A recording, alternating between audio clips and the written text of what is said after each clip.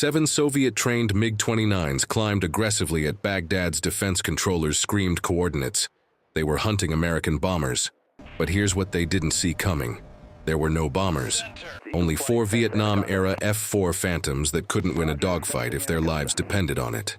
And yet, in under 4 minutes, all 7 MiGs were falling from the sky in flames. This is the story of how one commander turned America's slowest fighter into an invisible executioner. The radar screens in Baghdad's Air Defense Operations Center had been flickering for 90 minutes. It was 3:27 in the morning on January 17, 1991, and nothing was working the way Soviet doctrine promised it would. When the first F-117 Nighthawks struck earlier that night, Iraqi operators watched their most sophisticated early warning radars dissolve into meaningless static. The famous AT&T building, Baghdad's telecommunications nerve center, had been obliterated by a bomb so precise it entered through the roof and detonated 4 floors down. Command and control networks that Moscow advisors insisted were hardened against American electronic warfare simply vanished. Senior Air Defense Commander Rashid al-Hamdani stood in the operations room watching his men spiral into panic. Without functional radar coverage and with communication lines severed, he made the decision that would define the opening hours of Operation Desert Storm. He ordered every anti-aircraft gun in Baghdad to fire blindly into the night sky. Thousands of guns, every caliber, 37mm autocannons, 57mm flak batteries, 85mm heavy guns, all of them tilted skyward and told to create a curtain of steel through which nothing could pass. The effect was spectacular. Tracer rounds arced into the darkness like fireworks at a national celebration. The staccato thunder of massed gunfire echoed across the Tigris River.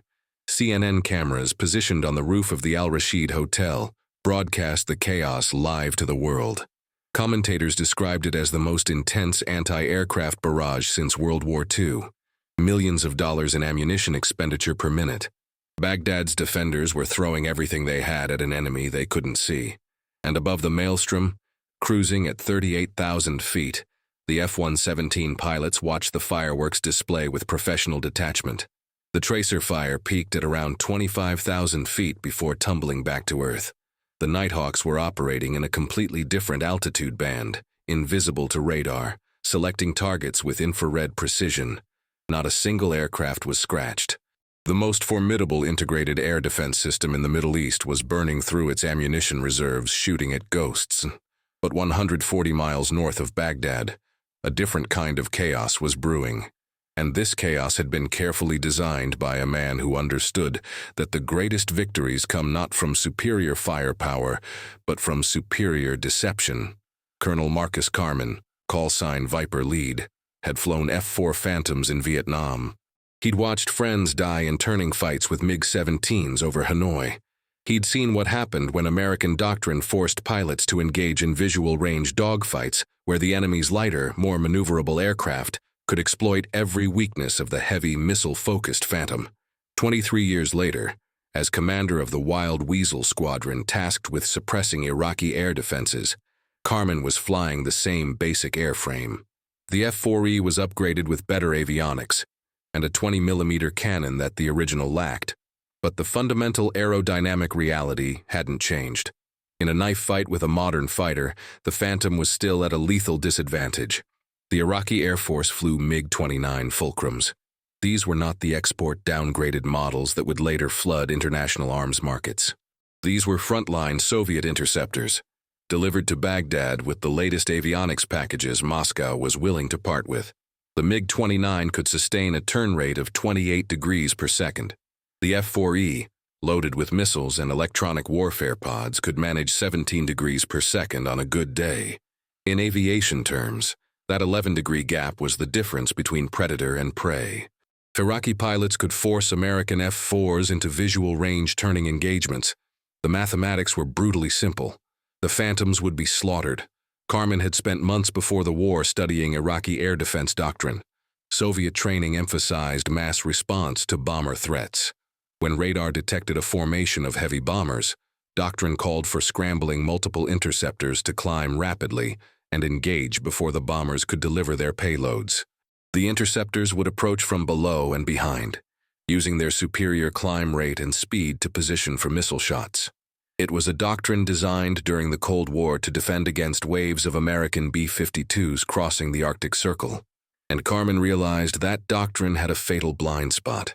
The plan he developed wasn't sophisticated in the sense of requiring new technology. It was sophisticated in the sense that it required understanding your enemy's decision-making process better than they understood it themselves. The F-4 Wild Weasels carried ALQ-184 electronic warfare pods. These were designed primarily for defensive jamming, creating false targets and radar noise to confuse enemy surface-to-air missile systems. But the pods had another capability, one that was rarely used. They could amplify a radar signature instead of masking it. Karman's concept was simple on paper and diabolical in execution. Make 4 F-4s look like 20 B-52 Stratofortress bombers on Iraqi radar. Iraqi air defense, already reeling from the F-117 strikes and desperate to demonstrate effectiveness, would scramble interceptors to engage what appeared to be a massive bomber formation, threatening critical infrastructure in northern Iraq. The interceptors would climb aggressively to engagement altitude, following Soviet doctrine precisely. And at the moment they reached optimal position for intercepting bombers, they would find themselves in the worst possible tactical situation, climbing predictably, fully illuminated by American radar, well within the engagement envelope of AIM-7 Sparrow missiles. The genius wasn't in the technology. The genius was in understanding that an enemy in chaos makes decisions based on doctrine rather than analysis, and doctrine rigidly followed becomes predictability. And predictability, in air combat, is death. At 0322 hours, Viper flight crossed into Iraqi airspace, 4 F-4E Phantoms, flying in a loose trail formation at 28,000 feet. Each aircraft carried 4 AIM-7M Sparrow radar-guided missiles and 2 AIM-9L Sidewinder heat seekers for close-range self-defense. The moment they crossed the border, the electronic warfare officers in the back seats activated the modified jamming pods.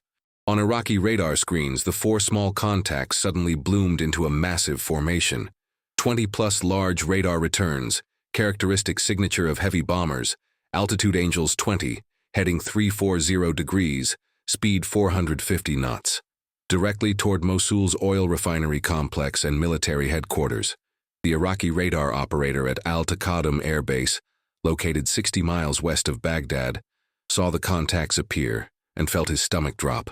He'd been briefed that American bombers might strike strategic targets across Iraq tonight, but seeing a full formation bearing down made the threat visceral. He immediately contacted the base air operations officer, who made the call to scramble interceptors. 7 MiG-29 Fulcrums were fueled and armed on the ramp. Their pilots, already in cockpits during the heightened alert status, received scramble orders at 0324 hours.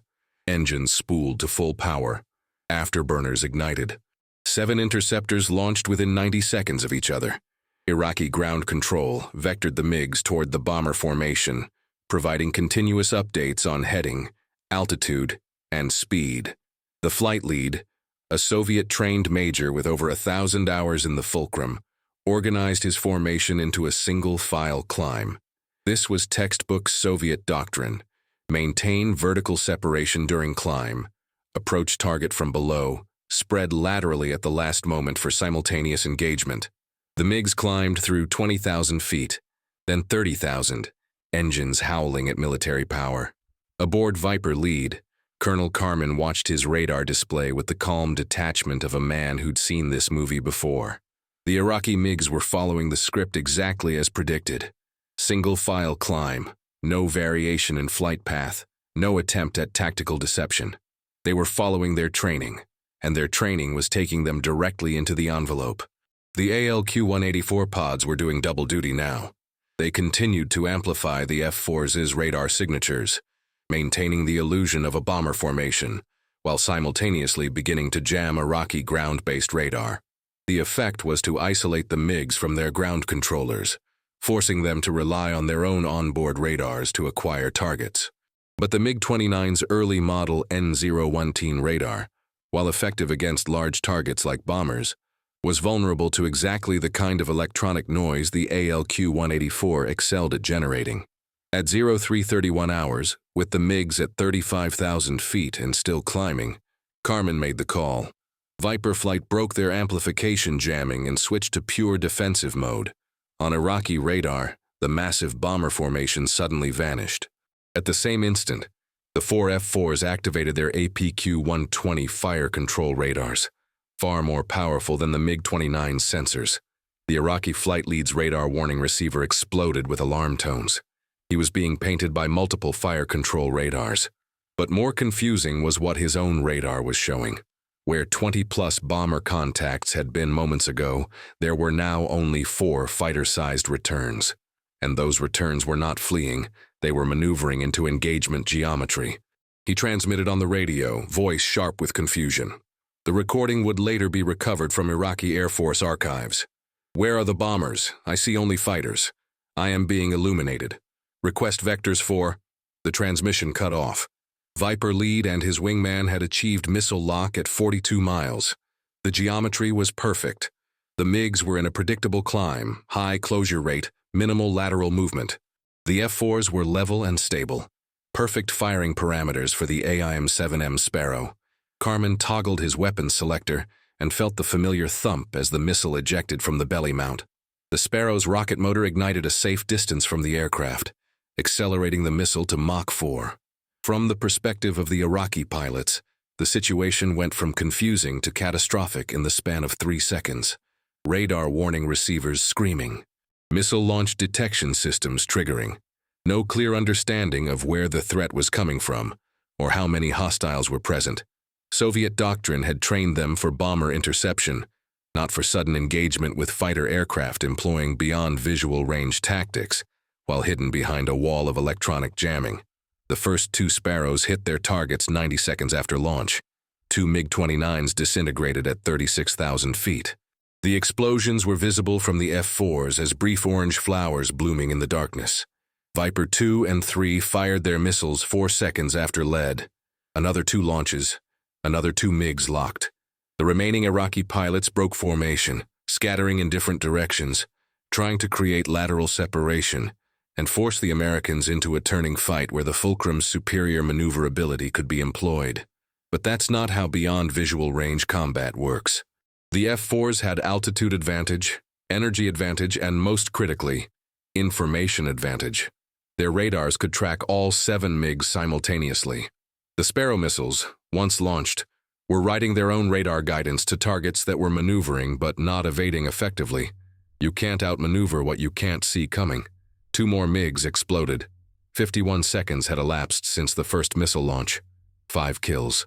The remaining 2 Iraqi pilots made the only decision that made sense.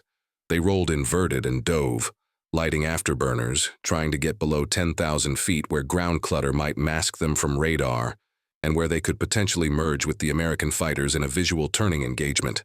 Carmen watched the 2 radar tracks plunge downward. He vectored Viper 3 and 4 to pursue. The F-4s pushed their noses down, accelerating in the dive. At 18 miles, with the fleeing MiGs at 22,000 feet, Viper 3 achieved lock and fired his final Sparrow. The missile tracked true, guiding on the heat signature and radar return of the diving MiG. Impact 73 seconds later. 6 kills. The last MiG was now below 20,000 feet, still diving, pilot likely hoping to reach an altitude where he could either evade or hide. Viper 4 fired his last radar-guided missile at maximum range, 19 miles. The Sparrow burned through the distance, tracking the target through thin clouds. The Iraqi pilot never saw it coming. Impact at 16,000 feet, 7 kills. Total elapsed time from first missile launch to 7th kill, 3 minutes and 47 seconds. Not a single F-4 had maneuvered aggressively. Not a single American pilot had visual contact with an enemy aircraft. The entire engagement happened at ranges where the MiG-29's superior turning capability was completely irrelevant. Viper lead transmitted to the AWACS control aircraft orbiting over Saudi Arabia. Viper flight, confirmed 7 splashes. Winchester missiles, RTB. Winchester meant out of air-to-air ordnance. RTB meant returning to base. The AWACS controller, monitoring the engagement on his display, paused before responding. 7 hostile kills without losses, without even requiring a maneuvering engagement, was the kind of result that would be analyzed in staff colleges for decades. Viper flight, Roger 7 splashes, good kills, see you back home. The F-4s turned south, descending through Iraqi airspace, their electronic warfare systems continuing to jam enemy radar as they aggressed. Behind them, wreckage from 7 MiG-29s was scattered across 80 miles of Iraqi desert. In Baghdad, air defense commanders were trying to process the reports. 7 frontline interceptors destroyed in minutes. No American losses. The bomber formation had been a phantom. The entire engagement had been a setup, an electronic trap designed to exploit Iraqi doctrine and draw their best aircraft into a kill zone. By dawn on January 18th, Iraqi Air Force morale was in freefall.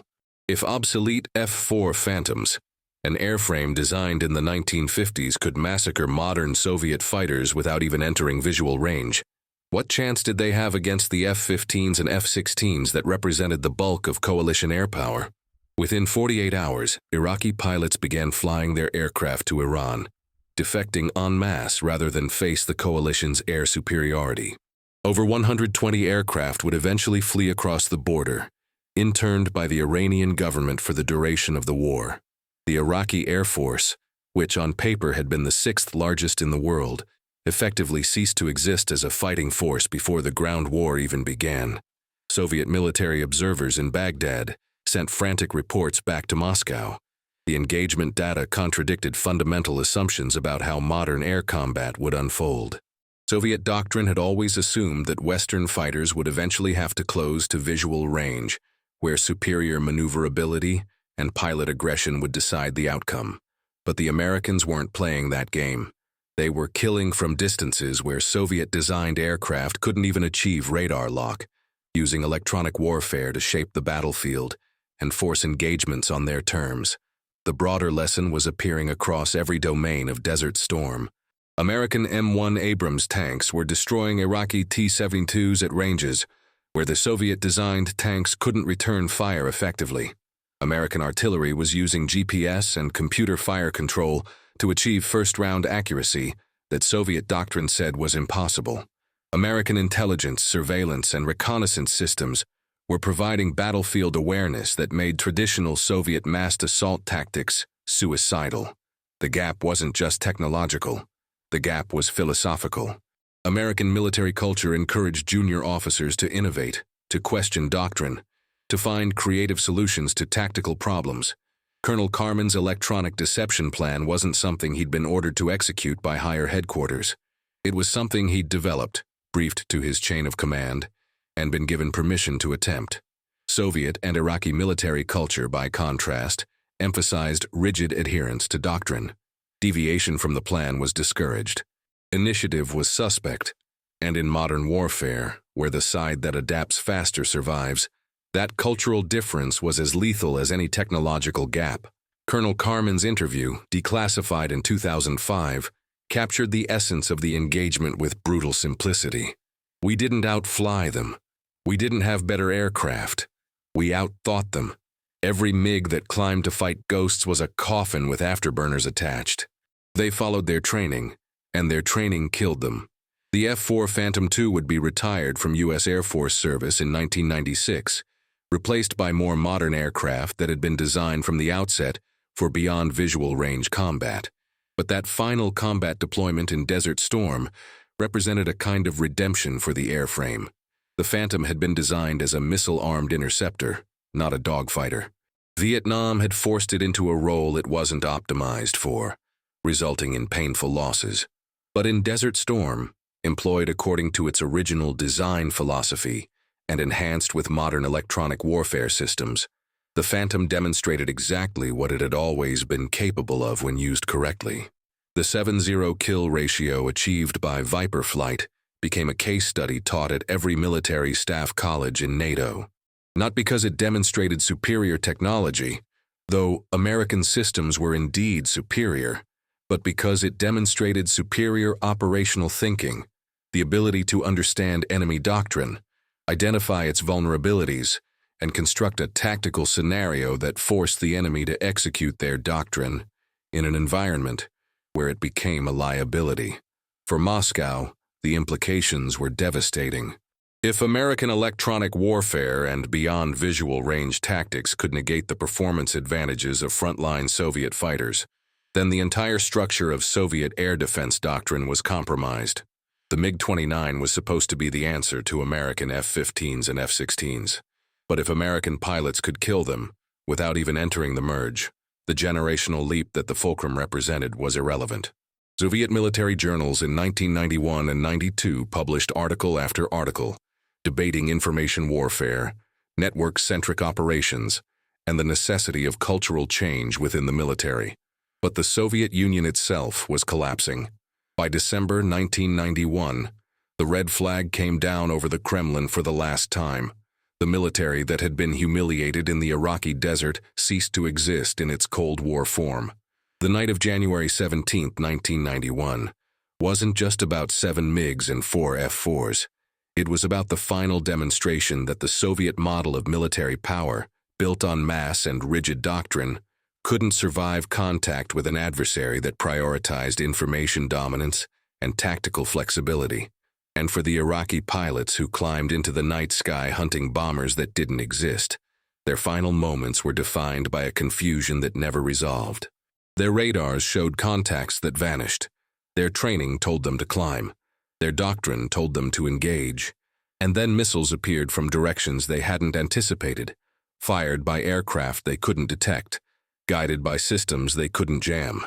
They died following orders, executing doctrine, doing exactly what their training demanded.